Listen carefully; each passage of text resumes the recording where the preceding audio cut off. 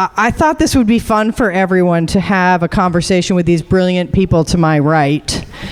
I have bios for them that I could read, but I thought it would be more fun for them to share with you who they are, because it's just more exciting for me. But I'm going to give them some guidelines, okay? Because I do this terrible thing to myself. When I introduce myself in an environment like this, I'm always like, yeah, I'm Kate Baker, I do blah, blah, blah, okay? Instead, I want you to actually just talk a little bit more about, yes, who you are, but also kind of how did you get here, okay? And then we're going to go on to talk about the different education environments that you've created for children in New Hampshire.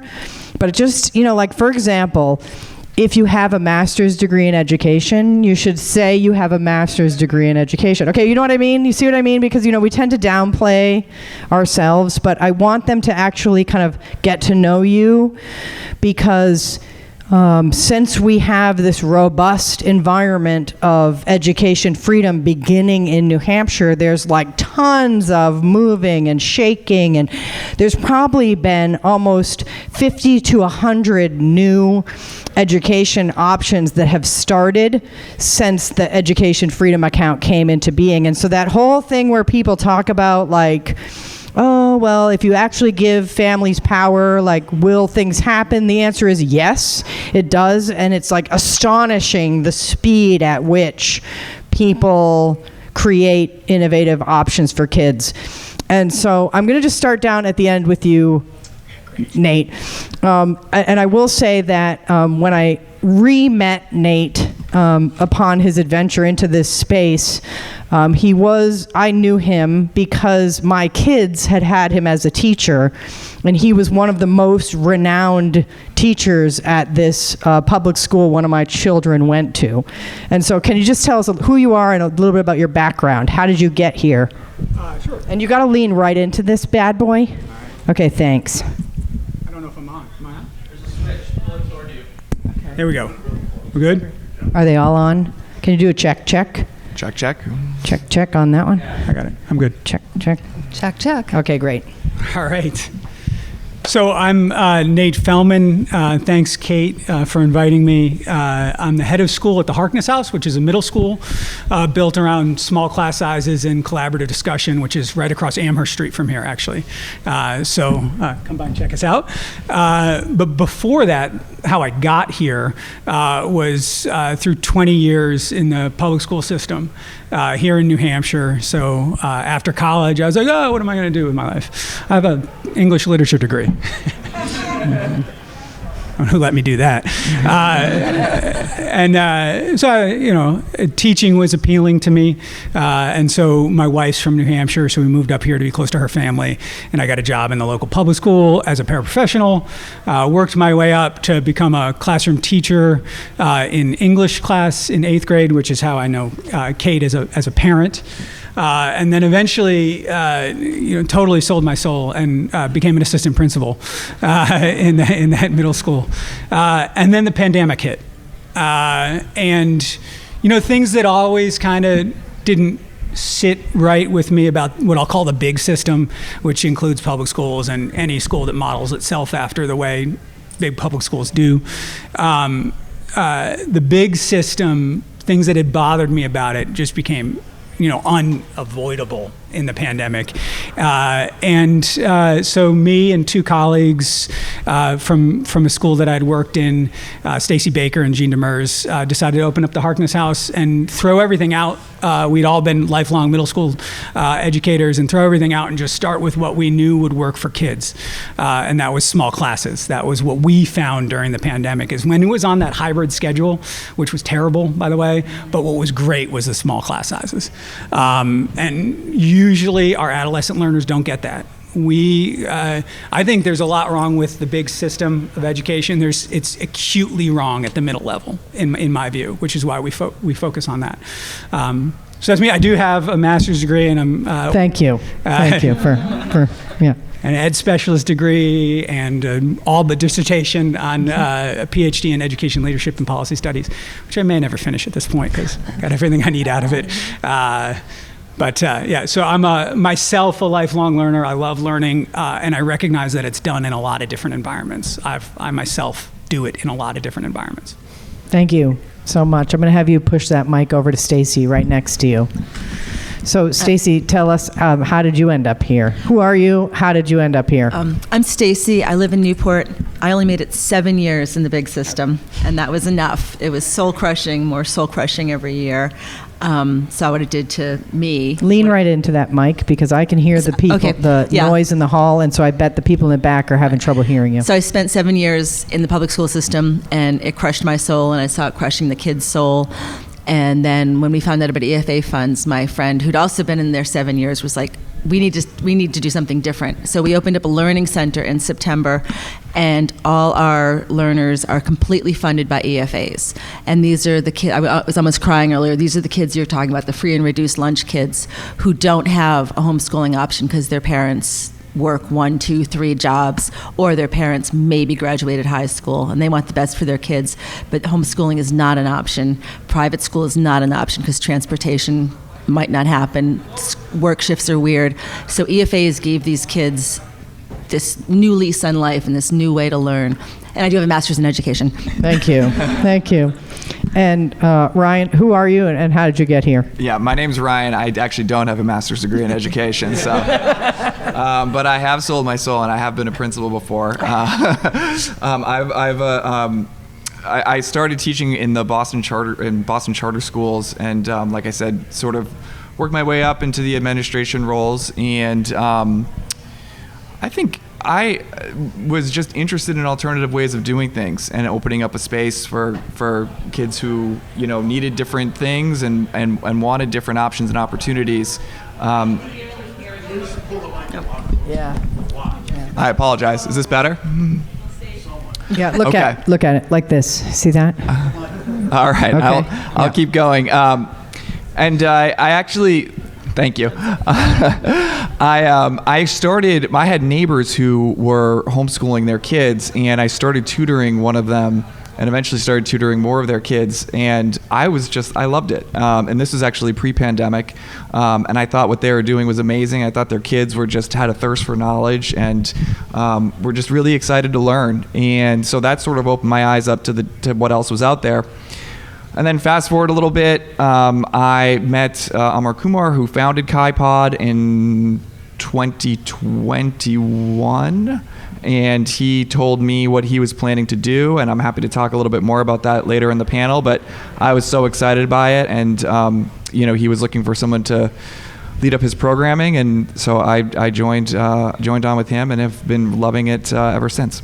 Thank you so much. Sharon, who are you and how did you get here? Hi, I'm Sharon Osborne. I am with Latitude Learning Resources, which is a homeschool center in Derry. I've never been in education, and I never expected to be in education, I'll say. I majored in economics at Hillsdale College. I went to work for the Cato Institute after that, and then went into private business, became a mom, and suddenly I was faced with, what do I do about my children's education? Where we were living at the time in Ohio, there were not options that I felt would work for us. We knew a few other homeschoolers. They were only homeschooling for religious purposes. So we decided we're going to move to New Hampshire, where we know people who care about education. And I started just meeting people and developing a community of like-minded individuals that my children could associate with. And we did various activities over the years, but Latitude came because we wanted to have a center where my children could feel at home, where they could take classes and be part of a group with other people who they saw on a regular basis. So kind of what they were missing in a school environment is seeing the same people every single day. So I talked to a number of people I knew. We started Latitude Learning as a nonprofit, and we're now in our 5th year of operation. We have over 100 kids coming throughout the week. They sign up for a full day of classes, and they can be in any number of subject areas from more traditional to imaginative.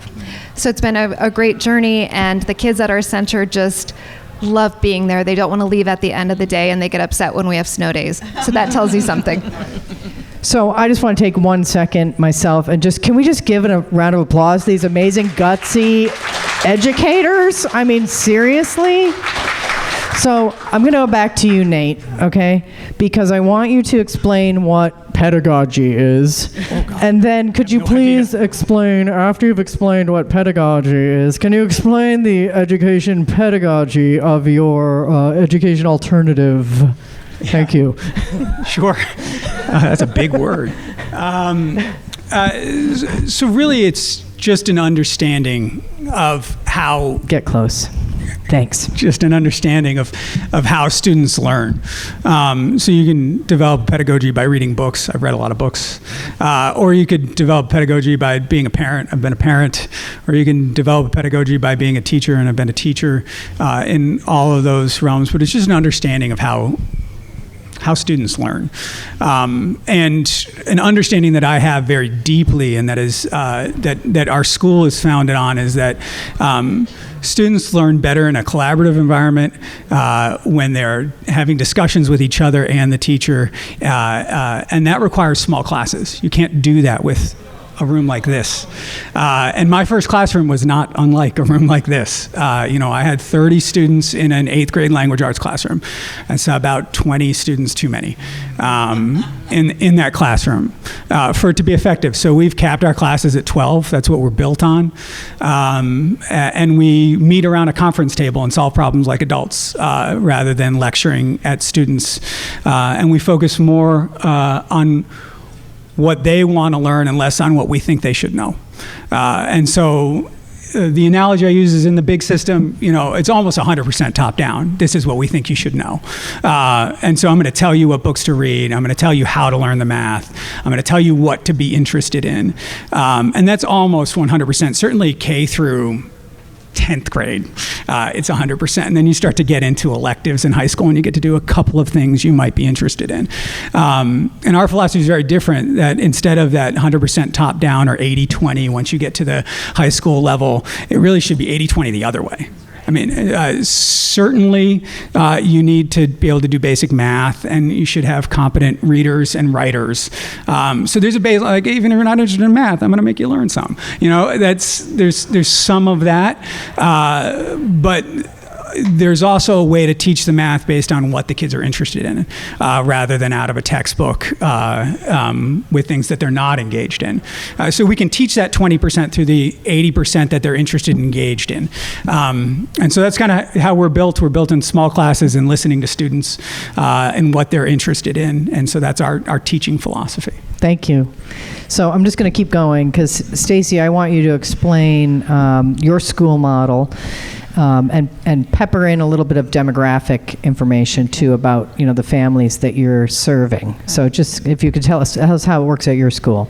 So we're kind of like a one-room schoolhouse. We have 9 learners ages 6 through 13, and then we have another group of teenagers that come on an internship program.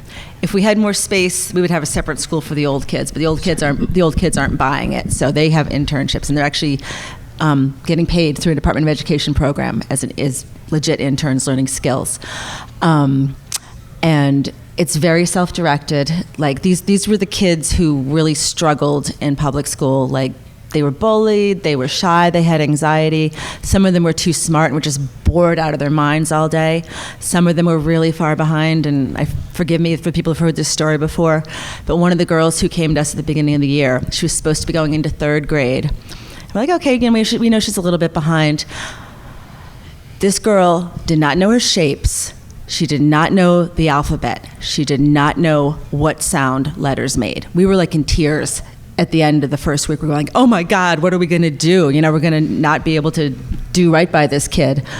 And it's self-directed learning. We really focus on, okay, well, what do you want to learn? We've got a girl who loves science, so okay, let's find some science. It's really catered to what they want to learn. The girl who did not know her letters came in the other day. Well, first of all, like a couple months ago, she came in. She loves money. She plays bank all the time. And that's, you got to learn to count. Okay, you love bank? Well, use money. So she comes in going from like not knowing anything to going 5, 10, 15, 20, 25. And I'm like, what the hell just happened? Like, where did that come from? She came in last week.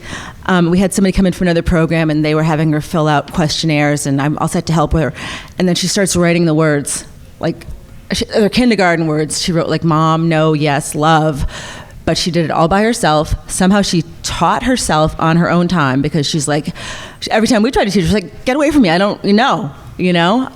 So it's really self-directed, and it's really supportive. Like, I've really seen these kids just blossom. Like, one of the other girls who, again, she was behind, she was really hesitant, she'd been picked on a lot in school. She goes, I'm really smart. I think you should send me home with some work this weekend.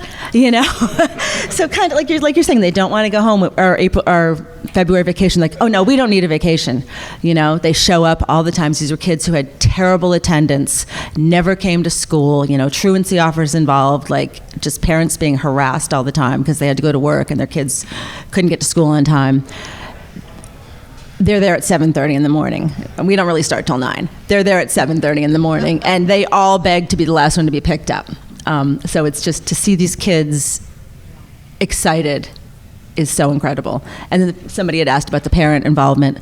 Parents drop them off, hang around for a really long time. Parents come early. We've had parents go on field trips with us. We've had parents initiate field trips. Oh, let's all go do this. So it's just been, I can't even express what every day is like at this place. It's a magic. Well, I'm just going to take a sidebar and just explain to you. So the pandemic hits, right? Everything shuts down. These types of education opportunities, which people call micro school or pod or sometimes homeschool co-op, are a totally new idea that honestly barely even existed before that happened. And so I think I'm going to go to you, Ryan, and I want you to explain what KaiPod is. Yep. And I just want you to kind of all understand that this entire movement of educators or random crazy people like me and Sharon, leaving or creating these things has been like this wave that's come through. And in many cases, it is parents themselves, who realize their kids needed something different, or that, like Nate experienced, that his big classroom didn't work. But these people are just a beautiful example of really what's happening kind of all over the nation now, that people are rethinking education and starting to kind of create these individual groups that they see are the right fit for their children. And it's really been kind of the most exciting thing happening in my lifetime, honestly. Like in my whole lifetime, this organic micro school pod movement is like the coolest thing going. So I'm going to go to you now so you can kind of jump off that and tell us what is KaiPod. Yeah, happy to talk about KaiPod. So lean right in. In the last panel, you guys were talking a little bit about unbundling, which is something that KaiPod really does embrace, and embraces parent choice over the content that their kids are doing, and student choice as well over the content that they're working on and doing. So one way to describe this is KaiPod is a little bit like a WeWork for students. So if you know WeWork, it's a sort of shared workspace for adults to show up to. At KaiPod, kids come with content that's or material that their families have chosen or they are interested in doing. It could be the VLAX school that they're taking online. It could be other online programming. It could be textbooks or workbooks. It could be science projects. It really could be a whole array of different things. It's really up to the family what it is that the kids choose to come in with. And we staff our center with usually a former teacher that we call a learning coach, and they are there to help kids and support them whenever they get stuck and whatever academic content that they're working on, communicate with families, update them on how things are going and the progress that students are making. And so those academic blocks happen for about 3 hours a day. The rest of the day, the learning coach runs one enrichment, which is usually like a science lab or a creative writing project or just going outside to play basketball. And we have an independent reading block where kids choose whatever book they want to read, and they read that for a half hour. And then we have about 2 to 3 hours every day that is social time, and we fill the place up with board games, art supplies, a little bit of sports equipment, puzzles, and we encourage kids. I mean, the major rule during that time is kids can't be on their phones or their computers. They kind of have to hang out together and play a game or do something engaging with one another in community. And so that's sort of the outline and the sketch of the day at Chi Pod. It's, wouldn't be happening without the support and the education choice movement that's happened here in New Hampshire. And it is pretty remarkable. Kids are just really, really engaged, really excited to learn. Families feel empowered, families feel supported, families feel like they're a part of the process. There's no top-down decision-making, as Nate was referring to, around what it is that your kid needs to learn or do.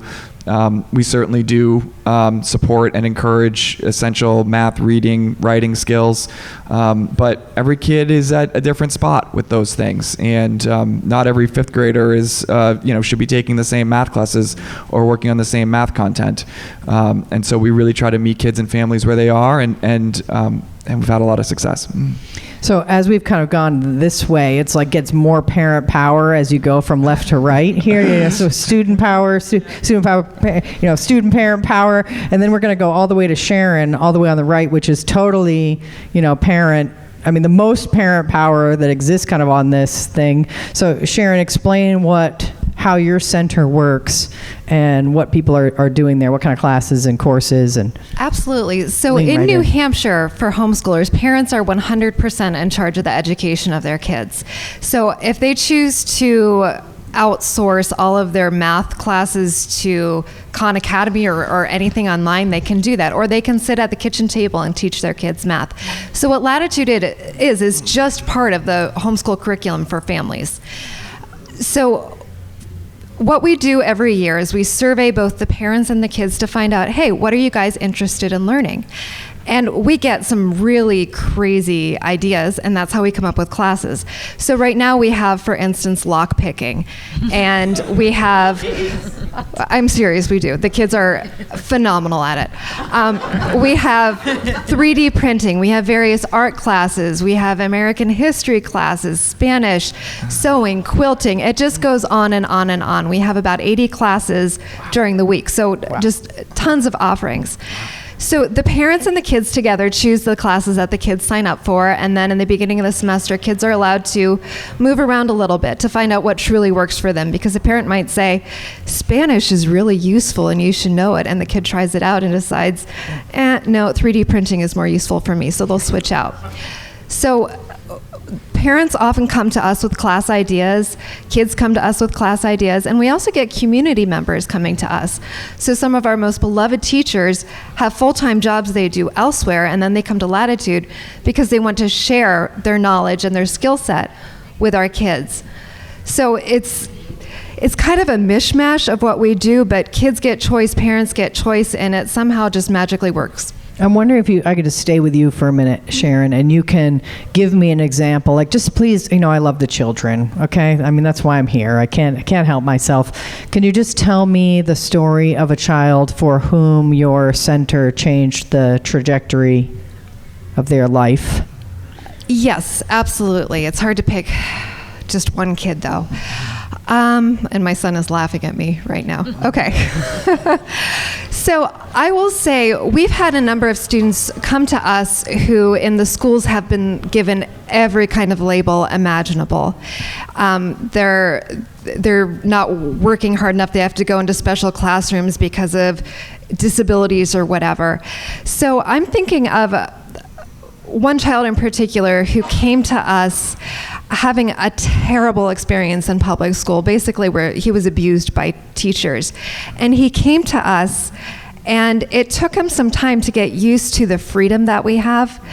But once he did, he let his voice be heard, and he let us know what he wanted to do when things weren't working out. And during this evolution he went through, he also learned how to get along with other kids and to develop friendships as well, which he didn't have in his former school environment. So Nate, I want to go down to you on your end, because you have three teachers, including yourself, Sure. right? All of you quit your jobs to do this. And so I'm hoping you can tell me a story of one of your teachers and the experience that they had in your school, Harkness House, and how it changed the trajectory of their life. Well, sure, yeah. Lean right in. Yeah, I'll dive right in. I do want to say we love parents too. So we do have a lot of feedback from our parents that come in. But teachers, so it's me and two other teachers. We all three met at the same, we were working in the same public school. I left first. I went to a different school for a year and tried out a different job other than assistant principal, which had burned me out during the pandemic. And literacy coach wasn't for me either, it turns out. And so in the big system. And so, the idea for the school was initially mine, and I went to several teachers that I knew, who I knew were like-minded, and said, hey, I'm thinking of doing this thing. What do you think about it? And what was amazing is the two teachers that came on board is they were really where I was at, which is they were already gone. They said, hey, even if you weren't doing this, I'm leaving. Which is a really powerful statement considering what they're leaving. I mean, for me, it was my idea, it was my passion, that's one thing. But to leave a stable job that's guaranteed year in and year out with a pension, in the big public system, to go and follow Nate to we're going to have 100 students max, 12 class size max, and student choice, yay! To go into that uncertainty is a huge statement, and they were done with the big system, before they made that leap. But to go from the big stable system all the way to the other end of the spectrum is quite a dramatic story for how I would say. Both Gino and Stacy, who came along, it's impacted their lives incredibly in that way. I'm wondering if you can talk a little bit. I'm just going to have some fun with you, Nate, because you and I are buddies. But can you tell everyone? So I want to just tell you guys, this is not easy what these people are doing. Okay, there's no money in it. This is not easy. This is really difficult to be an education entrepreneur. There's so many barriers in your way. Like, this is really hard work. Nate, can you tell everyone what happened in that first year? Because I remember the evolution you went through, and I know I'm asking you to be really vulnerable with this group and honest, but can you tell them what happened in the beginning, like how hard this was? There's a lot to the school, so it's tough to know what to touch on, right? I've been thinking about when it was empty, actually. Yeah. So we organized as a state-approved school. First of all, I'll say one of the reasons it's really hard to start a school is because the government has already picked the winners. And so it's really hard to compete with a big public system that's free and funded with your tax dollars. So not free exactly. And so that's a huge barrier, and I just do have to give a shout out to Kate and the EFA program because it lowers that barrier. It does not eliminate it. It's not perfect. It's not, I would say it's not robust enough. Kate would agree. I know think. You need more money. We need more money, and we need the income eligibility to change. Yeah. And so but it's a great start in New Hampshire with the EFA program. And it is what has allowed us to survive for as long as we've done. Over 80% of our students access EFA funds. Our first year, we got approved by the state. We chose to go that route of being approved by the state. It happened late in August, so we weren't going to enroll that fall. It's hard to find kids. Kids tend to know where they're going at the end of the month, and so our parents do at least. And so we had always had this thought in our vision of working with the homeschool community with our curriculum because it's student driven. And so we'd always been thinking about engaging with that community. My family is a homeschool family. My cousins are a homeschool family out in the Midwest. And so we have a lot of connections with that community and with the curriculum that community engages in. We said, what if we recorded our classes and we could, provide them to homeschool kids that were interested in the content that we're doing? And so with that connection, we said, well, what if we just start our classes with homeschool kids? Because full-time students don't show up, after a school gets approved in August on September 5th. So we started September 5th with 0 students, pivoting directly to what about homeschool kids and what are their interests and what are their needs. And then we had 1 kid on Columbus Day, which is in October, and then we had 10 by the end of the year. And of those 10, 8 of them actually converted from homeschool to full-time with us because they liked what we were doing. We had brought the families in and earned their trust and showed what we were doing and allowed them to understand where we were coming from and what we wanted to do. And so they made the decision of we're gonna go out of homeschool and into full-time programming, but we still maintain a strong connection with that community. Homeschool kids are invited to all our classes. So we have open enrollment with homeschool kids every trimester. We're on a trimester basis. Students can take one class. They can come for a 2-day program, a 4-day program, or again, our full-time program. And so we like to give options for families to experience what we're doing and try to understand, what our pedagogy is and our philosophy and our approach to middle school. Because like I said, as much as I want to champion EFA here, I also have to say our middle schoolers are missing out. It is in the big system. We're not perfect anywhere. We're particularly bad at the middle, particularly bad. And they need smaller classes. They need more attention. Thank you so much. I'm going to just pop over to you, Stacy, because I want you to just explain the startup experience, right? like going from zero to then having a thing that exists also. And so if you could just talk about that for a minute, I think that would be eye-opening for everyone. Yeah, we just jumped in the deep end of the pool. Same thing. Both my coworker and I were like, we're not going back to school. I don't care what we're doing. I cannot do that for my mental health. I literally could not go back to that job. And she was the same way. And then I was always joking, we should start a charter school. Start a charter school. And then we're like, well, let's just do it. So, over the summer we found a place. We figured out how to become an EFA vendor. We begged, cajoled a couple families to give us a chance. And September, we opened our door with 9 kids. We had a couple. We lost 2 of the older ones because they were just too old to deal with younger kids all day. And we kind of just made it up as we went along. We kind of came up with what we thought would be the curriculum for the day, and then we kind of just, okay, this is working, that's not working. And the kids, it was fun because the kids really helped us develop it from day one. Like, what do you guys want this place to look like? So they really have a definite sense of ownership. I don't think I slept at all last summer. I was just anxious all the time. Now I'm just broke and exhausted, but really happy, and I wouldn't be doing anything else. But it's doable. It's really doable. We got really lucky in terms of a church giving us a break on rent. But the things that we thought were going to cost a lot didn't cost a lot. For liability insurance, unemployment insurance, and car insurance, we're paying less than $3,000 for the year. So we get to take the kids on a field trip every Friday to a different place. So if anybody's even thinking about it, just do it. It's so fun. So Ryan, you're kind of at the other end of the spectrum where you actually have a little infrastructure. We do, yes. Yeah. So can you just talk about your infrastructure? Like, where are the locations? How many students? Like, it is possible to get from, a one-room schoolhouse to, I think, what you've done, with the real entrepreneurial spirit in your organization, right? But do just talk about kind of that whole, Yep. and 2, what are your long-term plans also? Yeah, I'm happy to talk about that. So KaiPod does operate nationally. We've operated in 5 states currently, and we have learned a lot from that. We have 3 sites. At each site, there's 2 pods. So we have 3 sites in New Hampshire, in Dover, in Manchester, and here in Nashua.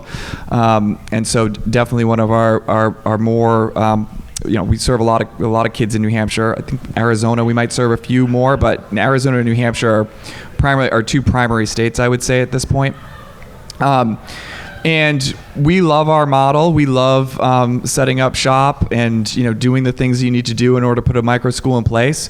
But one of the things that we have realized recently, there's been a couple different things that have happened at a national level. There's more and more states with New Hampshire's leadership that are taking on school choice and setting up education freedom accounts or education savings accounts. So there's more and more opportunities for schools, like the ones that are being talked about up here, to open up.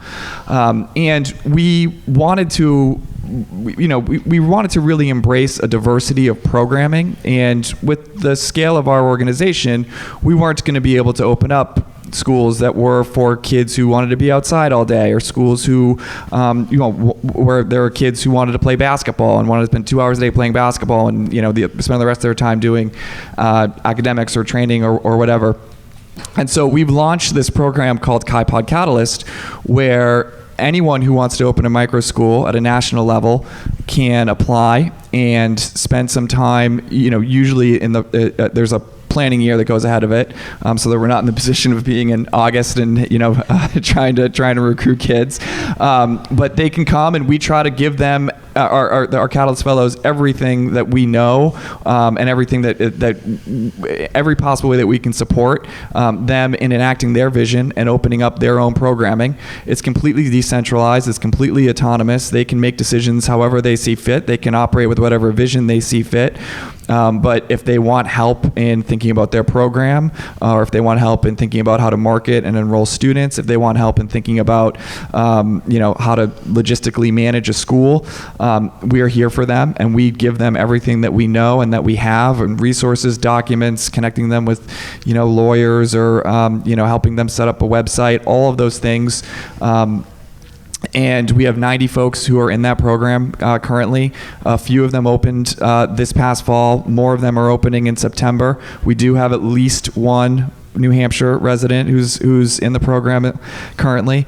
And it's really been a remarkable thing. I mean, we have a woman in Florida who's running a school for kids with ASD, and who really have lacked options and have not had a good experience in public school, and are delighted to have that opportunity in Orlando. We have a woman who opened up a program on a military base in Virginia, and now is going to have, I think, 36 kids next September. We have a project-based learning school in Minnesota. I mean, it's really, we have a school for athletes in California. It's pretty amazing to see a million flowers bloom, and to see what's possible when you just allow a little bit of choice and make the playing field a little bit more equal. And so it's been really fun engaging in that process, and meeting all those folks and who are launching all these remarkable programs that are, I hope, going to change the landscape of education in New Hampshire and in the country. So thank you, Ryan. And your program is an award-winning program, in fact. And I think probably you don't have enough space anymore, right? So can you just talk about the Yaz Prize? Can you explain to everyone the award that you won, what it did for your organization, a little bit about that? Because I thought that was really fun. And then I think I'd love to just hear your vision for the future in general. Okay, hit it, Sharon.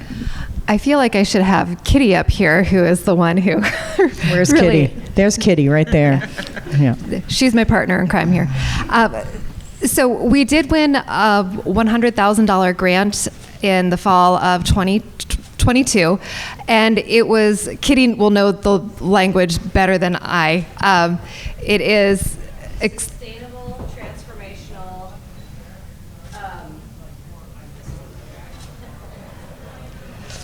yeah. outstanding and permissionless. Okay, sustainable, transformational, outstanding, and permissionless education. So we are one of 64 finalists out of thousands of entrants. We did not make it to the grand prize level, but I think that was pretty remarkable for a place that had only been in operation a few years. And it's because we focus on giving the children what is best for them as individuals. We do not focus on some group learning or some class that's supposed to fit the median child. Everything we do, we focus on each individual kid because everybody matters. So, did I answer that enough? Is there the other thing I wanted to know is, I know that you're physically, basically at capacity. So what does the future look like for you guys? The future for us, it's kind of a loaded question. So we have had a lot of people over the years come to us and say, how do you do what you do? And can you teach us how to do it? And I don't think you can necessarily teach something like this. You have to understand, first of all, the individuality of children, which a lot of people just don't get, period. You also have to understand homeschooling and how that works and what parents want, and separately what kids want from their homeschooling. So we are at capacity right now, but I kind of like it that way. I like our program not being huge so that we can't meet the needs of the kids that we have. So as for right now, we're going to stay at our current size. Unless someone pays us, a few $1 million, and then I might be tempted to start up a Latitude 2 that wouldn't be any larger than what we are right now. So on that note, as you all know, I do fundraising for Children's Scholarship Fund. I would like each of you to tell the people in the room how they can donate to your entity, organization, okay? Because I do think that's important. I'm willing to bet after sitting and listening to this panel, there's some people in the room that want to make donations to your work. And so I really would just like you to go down the line and tell them how, and if they can't donate, how they can get involved. Could you do that, please? Sure. So on our website, which is latitudelearning.org, there is a donate button that you can easily press, put your credit card information in, we'll accept that. I would also, anyone who's interested in donating, I would encourage you to come take a tour of our place so you can see what it's like in action. Because it's great for me to sit here and talk about it, but that's nothing compared to what people see when they come by and watch all the kids being engaged and watch our teachers just helping out each individual child. So latitudelearning.org. I know that we have this is what I'm going to say. If you know a future, somebody else somebody like the folks who are up here, a future Nate, Stacy, or Shannon, who wants to open a school and maybe isn't feeling like they have enough of the skill set or enough of the material in place in order to do so, send them to our webpage, and it's very clear about how they can get support there. It's kaipodlearning.org, and the Catalyst Fellowship is on there. If they reach out, we will quickly respond and engage them and start talking to them about what to do. So I would just say, if you know folks in your community who want to do this, I would encourage you to have them check out our site. Our website is MICAH Studios, MICAH Studios.org.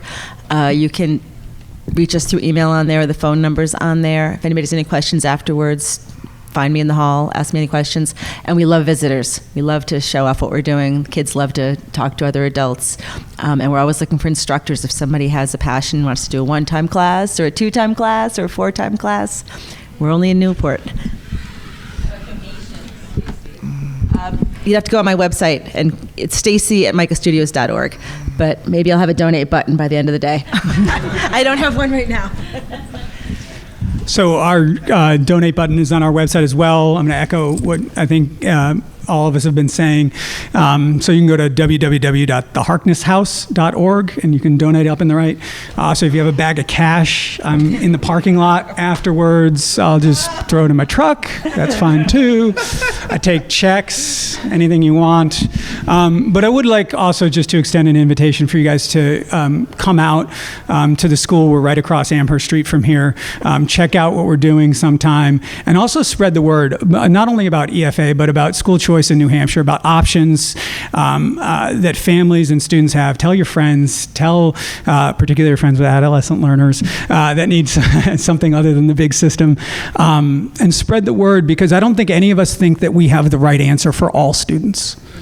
At the Harkness House, we think we have the right answer for our students, and parents have a choice and students have a choice to choose our school, and EFA makes that possible. And so I don't think that we're the best school for every kid out there. If you're a varsity football player, you're not going to want the Harkness House. We don't have a team.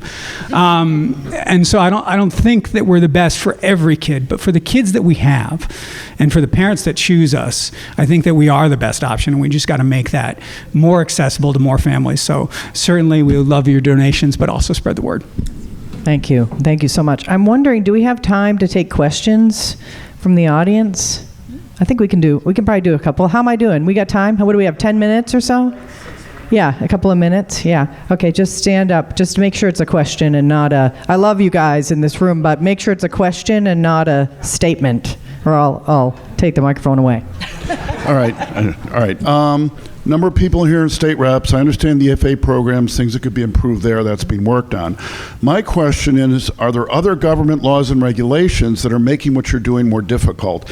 I know you became an official school. I don't even know what's involved in doing that. I would think there might be some problems with places being considered daycare centers and all the regulations around that, or anything else. And we don't need to get everything here, but we could also talk afterwards. Great question. Who wants to take that? I can Okay, start. great. So with Latitude, because families are involved, we're not considered a school. We're just considered something like a karate studio. So all we really have to do is make sure that we uphold our town's regulations for having children there. Otherwise, we have a business number through the state. We're a 501c3 nonprofit. So we have to meet other qualifications. But because we have parents on site, we do not have to worry about any of those things that schools generally have to do. And that's how homeschool co-ops have met up for a long, long time. It's truly the parents who are running the show.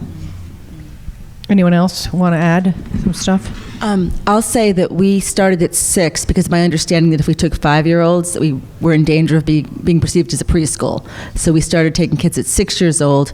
But I will say I am on the board of a charter school in Claremont, and it took them a year and a half to get opened because there were so many regulations, and every time we got something, there was another roadblock. So the process is just so long and so painful, and I'm impressed that they stuck with it because it literally took a year and a half to open the doors. Just echo deregulation broadly. Yeah. Across the board, public, private, homeschool, non-school, micro-school, all school, no school, whatever school. Deregulation, regulation adds a cost barrier.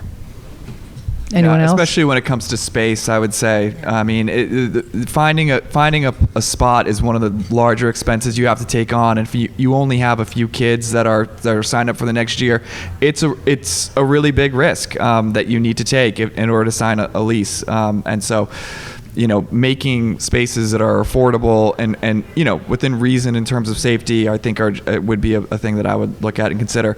But I would also put a plug in for what Nate said earlier around a little bit more money for the EFA program and raising the eligibility. Yeah. Okay. We got another question over here. I'll hold it.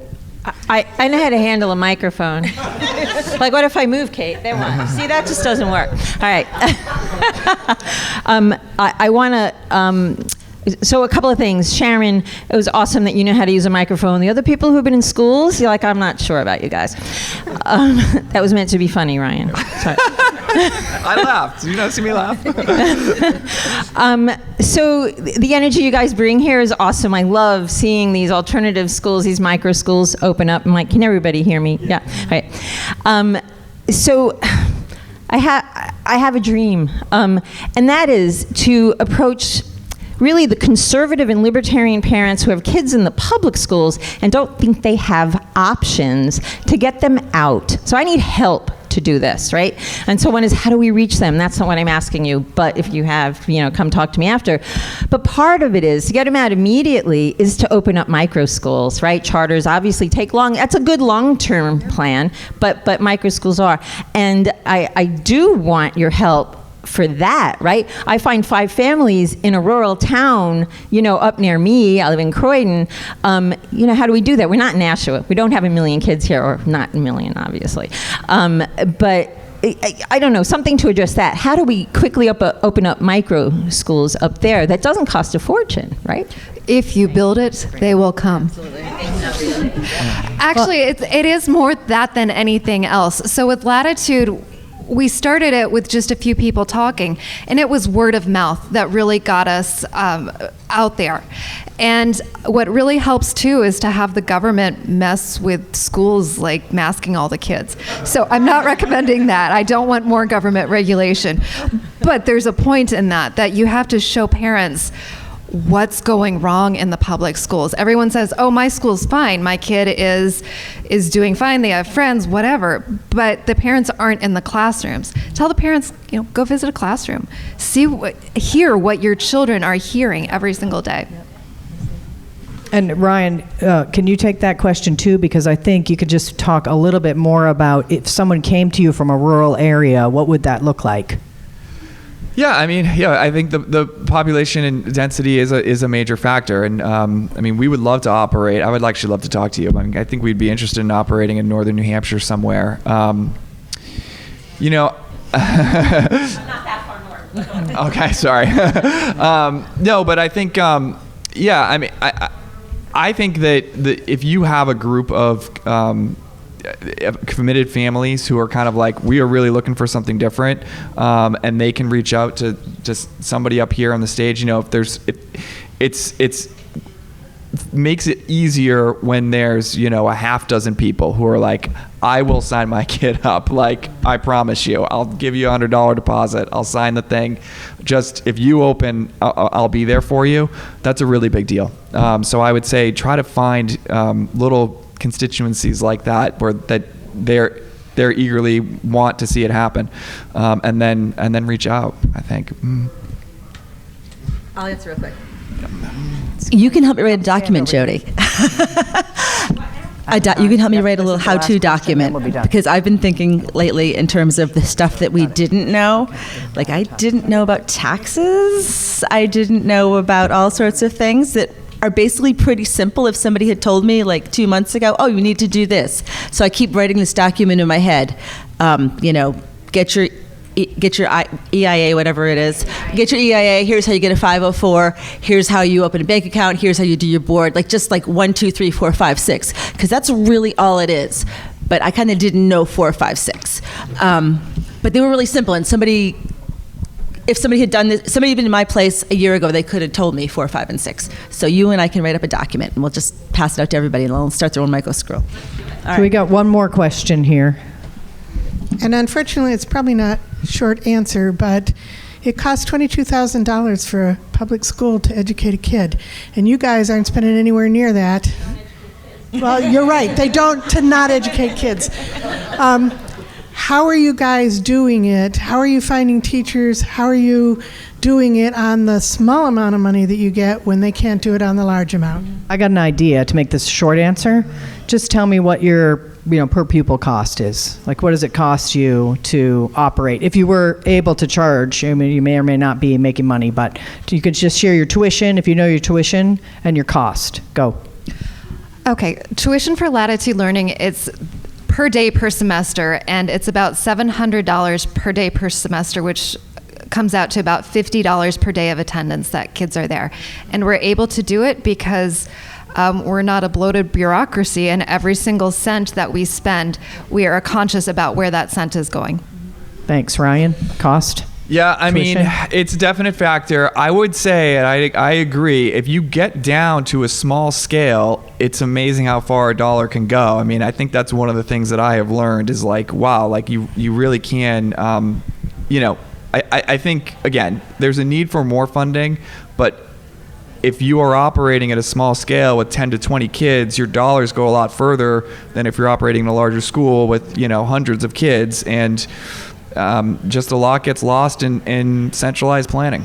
That isn't necessary. Stacy, what's your tuition? And Our kids are entirely EFA funded, which means we get about, and because they're free and reduced lunch financial category, we get about $5,880 per kid. Per year. Per year. Yeah. All right. Thanks. Nate? Sure. We have a sliding scale of tuition for full-time, which goes from $7,000 to about $14,000. And then our a la carte classes are $500 for a class, and our 2-day program is $1,000 for a trimester, and the 4-day program is $1,800 per trimester. So we have a lot of different tiered options there, and we do have a sliding scale of our tuition. And again, it's the EFA program that really allows us to do that, because it's those families that are accessing EFA that we're able to provide that for. So again, thank you all so much for everything you're doing for the kids and your care every day.